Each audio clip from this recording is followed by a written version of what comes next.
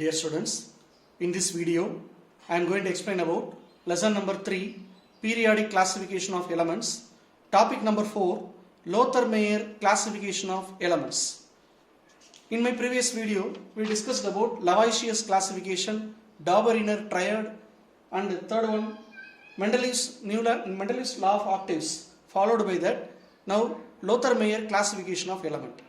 In 1869, two scientists of same period, Lothar-Meyer and Mendeleev, they did with the work of identical classification of element. Both the scientists, they did the work of identical classification of elements based on arrangement of elements in the increasing order of atomic mass, that is periodic properties of element with their atomic mass.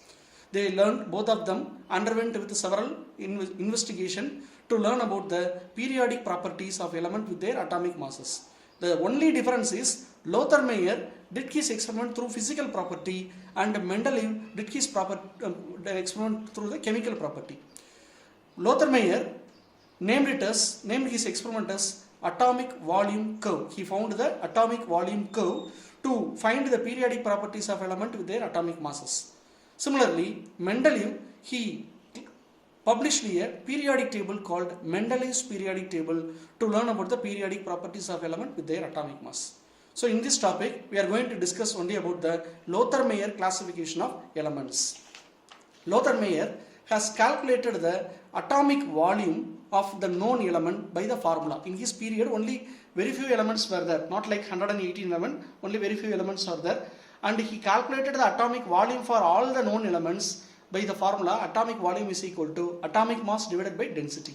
He plotted a graph by taking atomic mass along the x-axis and atomic volume along the y-axis. Atomic mass along the x-axis and atomic volume along the y-axis. He observed that elements with a similar property occupy similar positions in the curve.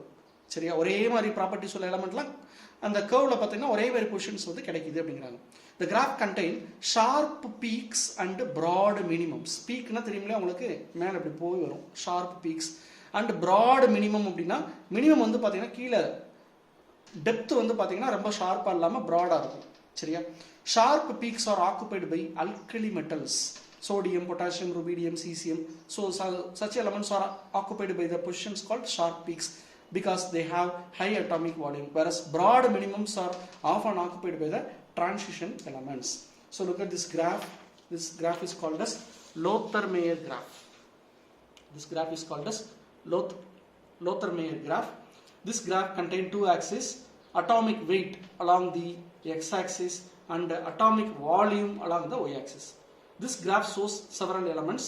In this graph we don't have the noble gases. சரிங்களா, lithium, beryllium, boron, carbon, nitrogen, oxygen, fluorine, neon, sodium, magnesium, aluminum, in such a way it will be there. But in that period the noble gas was not found, yet it was added here. Okay, so see here, look at the peaks around part. These are the peaks. Lithium is the peak, and sodium is the peak, and potassium is the peak, and rubidium is the peak, cesium is the peak.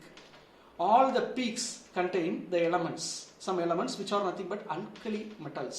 They are all highly reactive elements. They have high atomic volume, so they are present at the peaks. They are called as alkali metal. So alkali metal, these elements are having similar property. The metals which are present at the peaks will have similar property. This was found by the Lothar-Meyer. Similarly, the peaks are very sharp. What about the minimums? The depths அப்படிங்கிற crust and trough அப்படிம்பாங்க. இது crust, இது trough. The depths or the troughs are very broad. இது மாதிரி ரொம்ப ஷார்ப்பாக இல்லாமல் ப்ராடாக இருக்குது. சரிங்களா, in that particular broad minimums mostly we have D block element, that is the transition level, iron, nickel, cobalt, copper, zinc, ruthenium, rhodium, palladium, zinc, silver, cadmium. In such way broad minimums are there. அதே மாதிரி பார்த்தீங்கன்னா பீக்ஸில் வந்து பார்த்தீங்கன்னா ascending peak, descending peak அப்படின்னு சொல்லி பார்த்தோம்னா, இன் ascending peaks we have noble gases, helium, neon,